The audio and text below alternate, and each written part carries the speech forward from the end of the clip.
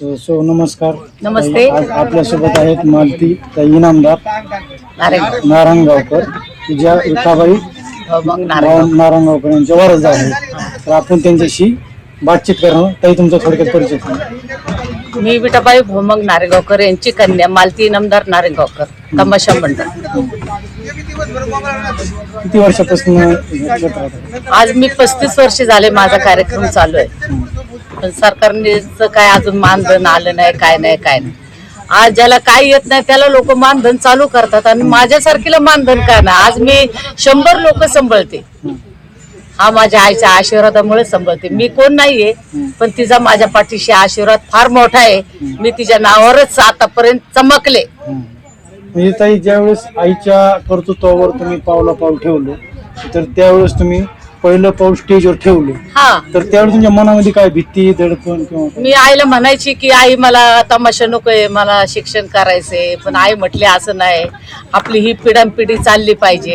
ही आमची 3री पिढी आहे. आमचे 4 तमाशे. हा, 4 तमाशे मी युट्यूबच्या माध्यमातून, प्रसार माध्यमातून पाहतोय. पहिला माझ्या आईचा विठाबाई भोमंग नारेगावकर, दुसरा मंगला बनसोडे करोडेकर, तिसरा संध्या माने सोलापूरकर आणि चौथा माझा मालती इनामदार नारेगाव. ताई, तुमचं शिक्षण किती झालं? माझं काय 3री झालं. 3री. हा, पण मला लिहिता येतं, वाचता येतं. आणि कुटुंबी पार्श्वभूमी काय तुमची? मला एकच मुलगा आहे, त्याचं नाव आहे विशाल. विशाल काय करतो? कुटुंब माझं काय मोठं नाही, हेच माझा धंदाच सांभाळतो ना. हा. पूर्वीच्या तमाशाला माझा जेव्हा तमाशा निघाला तेव्हा 20 रुपये तिकीट होती. असं पब्लिक यायचं, बैलगाड्या यायच्या. आता मला पब्लिकाची वाट बघायला लागते. पण हे 100 लोक जगवायची कशी? शासनाने पण आम्हाला काहीतरी मदत केली पाहिजे.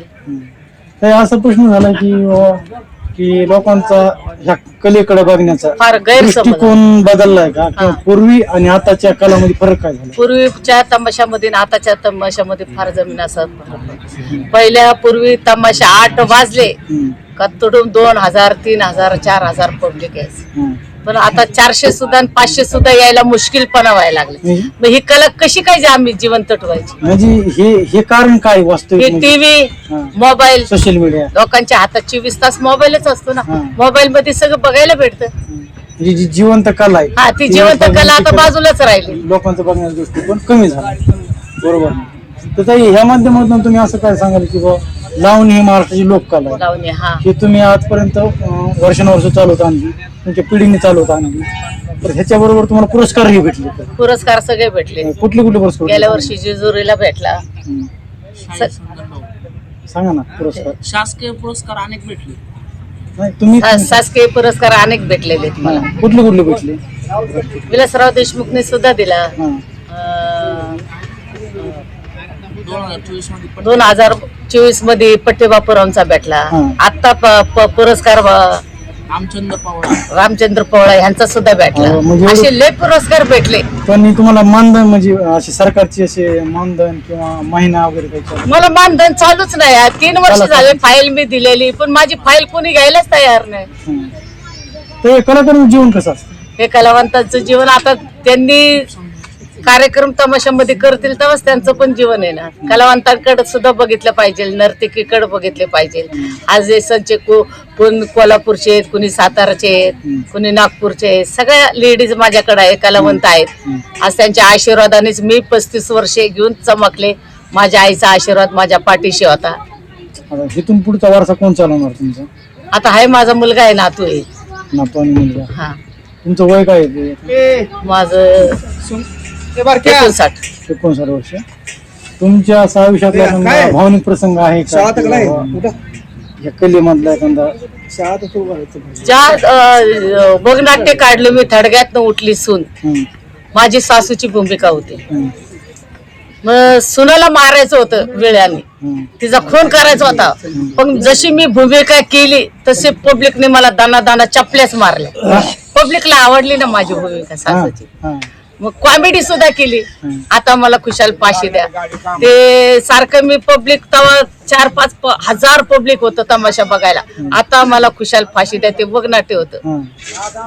तर पागळतेच पब्लिक करत जायचं. आता कॉमेडी केली, विलनचं काम केलं, मंगला बनसोडे मध्ये इंदिरा गांधीचं काम केलं, सगळ्या भूमिका केल्या. कधी असं पिक्चरचा प्रसंग किंवा काही आला? आम्ही काही घेतलंच नाही. आमची ही जिवंत कला सोडून आम्ही दुसऱ्याकडे कशाला जाऊ? आणि जर तुमच्या म्हणजे विठाबाई मग किंवा तुमच्या आई वडिलांवर माझ्या आईचा पिक्चर निघाला ना. आधारित आला तर इथून पुढे एखादी चांगली दिग्दर्शन घेतली तर तुमची भूमिका असेल की नाही? करू ना, मग काय हरकत काय. आमच्या मते पण माझ्या आईचा आता पिक्चर पण निघतोय विठा म्हणून. हा हा, शक्ती कपूरची पोरगी काम करते, श्रद्धा कपूर. त्याच्यामुळे तुम्हाला काही तुमच्यातला रोल वगैरे आम्ही काय अजून काय केलं नाही. आम्ही डायरेक्टर कडे गेलोच नाही. आम्हाला कुठं टाइम आहे डायरेक्टर कडे जायचं? मग ऑफर आली झालं? ऑफर सुद्धा आलेली नाही. डायरेक्टर घरी आले होते पावसाळ्यात. आमचा 7 जणांचा विचार घेतला, करा आपण चांगलं करा, आमच्या आईचं नाव निघालं पाहिजे असे. आणि त्यांना कोरिओग्राफी किंवा जी हिस्ट्री ती कुणी दिली? तुम्ही कोरली? सगळ्यांनी. आईची लावणी म्हटली मी. चित्रपटाचं काय नाव? विठा. विठा. कधी प्रकाशित झाली? आता ते काढतील, शूटिंग चालली आताची. ह्या कालामध्ये म्हणजे आताच्या कडीमध्ये किंवा पूर्वीपासून लोकांचा पाहण्याचा दृष्टिकोन कसं? आता नाही. आता खरे कलेला किंमत राहिलेली नाही. आता नुसते फक्त बघतात काय येते काय नाही. पूर्वी कलेला किंमत देत. ज्या दिवशी गाड्या गावात गेल्या, गावातली लोक सहकार्य करायचे, कुणी पाणी द्यायचं, कुणी जागा द्यायचं. आता कुणीच देत नाही. म्हणजे तमाशाला ही किंमतच राहिली नाही. गौतम पाटील नाचते झालं, तिच्या नशिबाने ती वाढली. परंतु आमच्या वाणी 10-10 किलो चाळ बांधून पायात ते नाचलं पाहिजे ना. हा, हे बरोबर. गौतमी पाटीलचा तुम्ही उल्लेख केला, हा, तर तिच्या शोला ही तिच्या नशिबाने वाढली. तिच्याशी आम्हाला काय हे करायचं नाही. पण लोक आता चैत्र महिन्यात लाख 2-2 लाख रुपये सुपारी द्यायला सुद्धा कटाळतात. का बरं? आम्ही 100 लोक सांभाळायची आणि गौतम पाटलेला इस्टेज आहेत, सगळं आहेत, 3च गाणी. पाण्याच्या बाटल्या आहेत त्या. म्हणजे आम्ही कलाकार नाहीत का? बरोबर आहे. कलाकार. तुमचा उदरनिर्वाह कसा लागतो? उदरनिर्वाह कसा लागतो? कसलाच नाही. मला कोणाबद्दल ऑब्जेक्शन नाही घ्यायचं नाही, काय नाही. या तमाशाच्या पैशात ह्याच्यात उदरनिर्वाह म्हणलं हा काही सुद्धा झालं नाही. आता काय बोलून त्याचा उपयोगही नाही होणार ना. तेच मला बोलता येणार नाही. हा, बरोबर.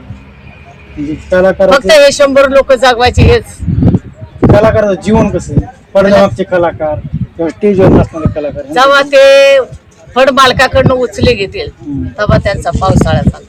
म्हणजे तुमचं जसा ऊसाचा फड जसा आता तुटतो हा, बाहेर येतात तसा तुमचा फडाचा चालू होता. 17 मोसा ऊसाचा 7 महिन्याचा सीझन असतो. 7 महिन्याचा सीजन. 7 महिने तुमचा सीझन चालत राहतो. विजयादशमीला चालू होतो, हा.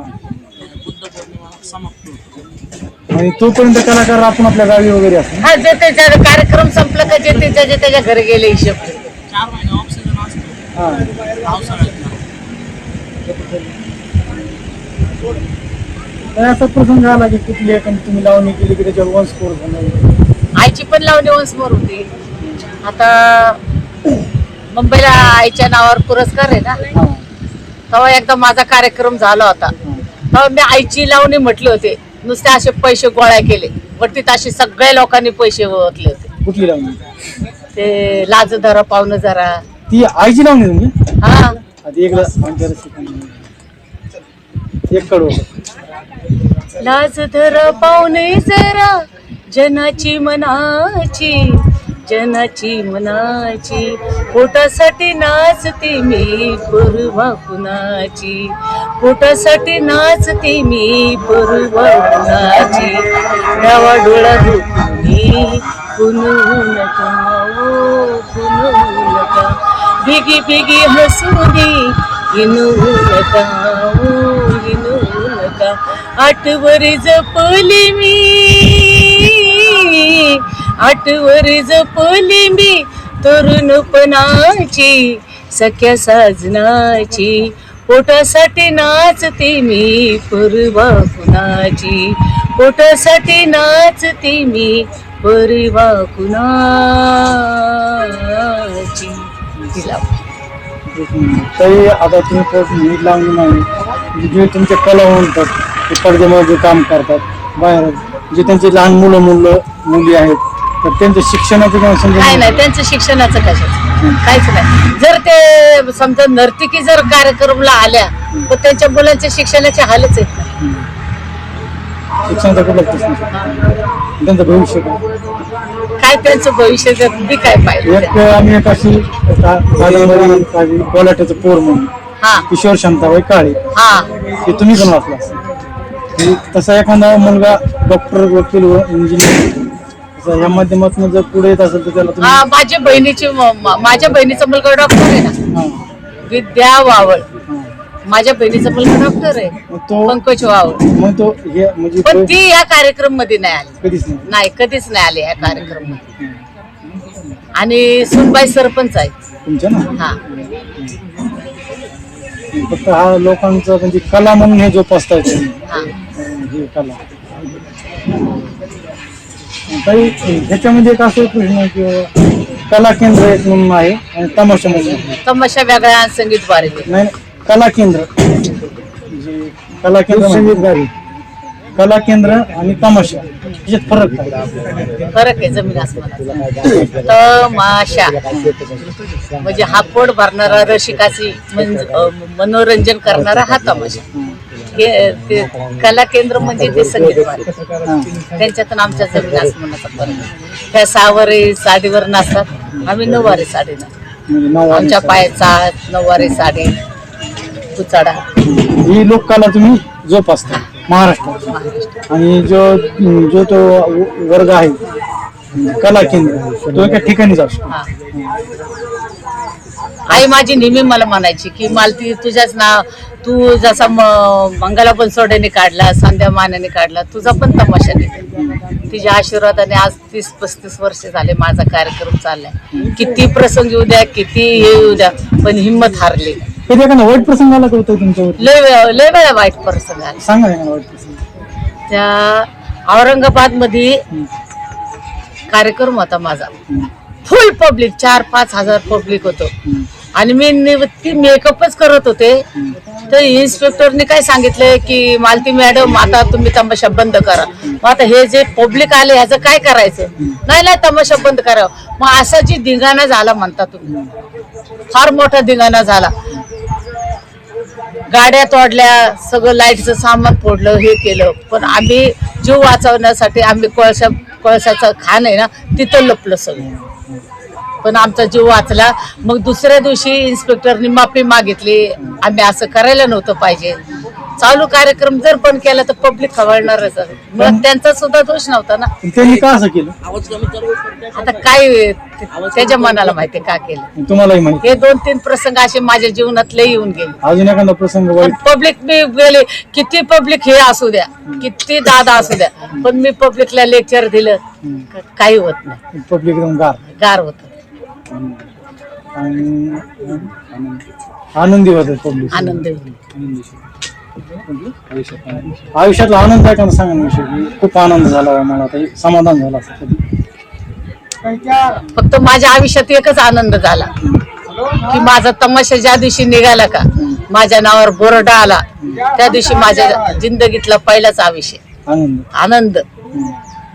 आणि ज्या वेळेस कलावंत फाळामध्ये येतात मग असे बसलेले रसिक, त्यावेळेस कलाकारांना किंवा मुलींना काही त्रास वगैरे देतात?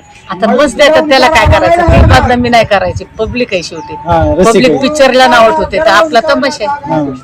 अपेक्षा काय पब्लिक तुमची आता? पब्लिकने 100 रुपये तिकीट काढतात, ते तिकीट मग त्यांनी शांततामध्ये ऐकावं कार्यक्रम.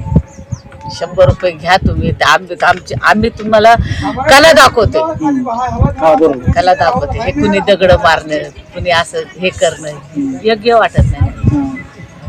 महाराष्ट्राची कला जवळपास लोक पावतच चालली. आता काय 1-2 वर्षाचा अजूनच खेळ आहे, परत काय सांगता येत नाही. परत तमाशा उभा राहतील किंवा सगळे फड मालक सुद्धा कटाळलेत. आता पब्लिकच येत नाही तर ते तरी काय करणार आणि आम्ही तरी काय करणार. बरोबर. जमानाच बदललाय.